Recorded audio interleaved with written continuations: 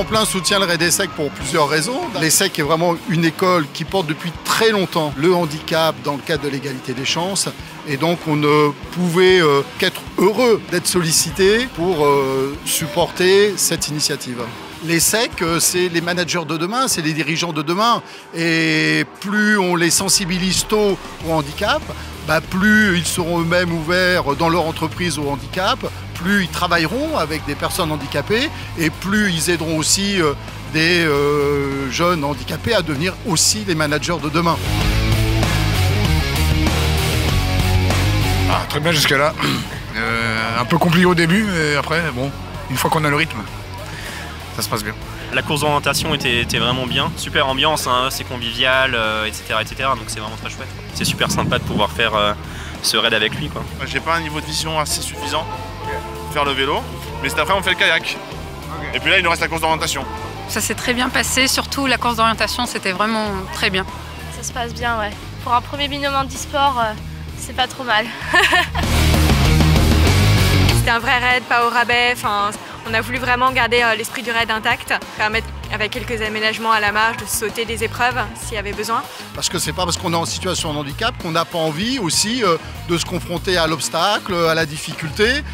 Comme on dit, la victoire n'en est plus belle et si la victoire n'est pas au bout, déjà le fait de terminer en ayant affronté les obstacles, ça c'est une belle victoire individuelle. Notamment une handisportive m'a dit que finalement c'était la première fois qu'elle participait à un événement handisportif de cette ampleur-là et je pense que ça a été une belle journée en tout cas pour tout le monde.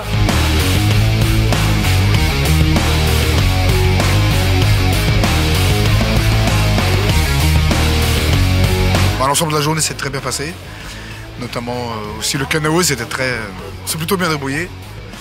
Et puis les 5 derniers kilomètres, très long.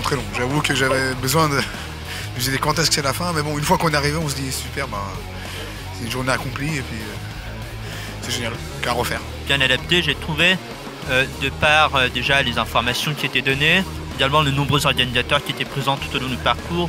J'ai trouvé ce raid très intéressant de par la variété du terrain, la variété des épreuves. C'était une belle expérience et j'incite tous les sportifs qui ont un handicap, qui n'osent pas en fait faire ce genre de compétition parce qu'ils se disent que c'est fermé, parce qu'ils se disent que l'infrastructure n'est pas disponible, que les moyens ne sont pas là.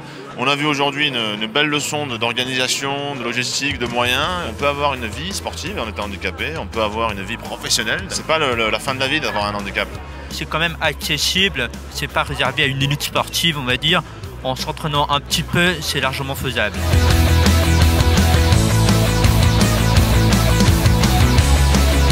On tient à remercier nos partenaires, donc tout d'abord Tremplin qui nous a accompagnés depuis le début de l'événement.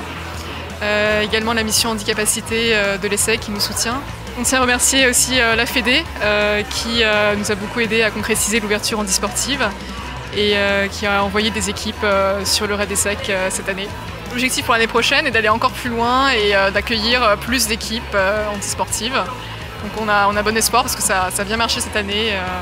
Moi, les handisportifs qui étaient présents et étaient très contents. Voilà. Avec le Raid ESSEC, c'est le vivre ensemble, handicapé et pas handicapé.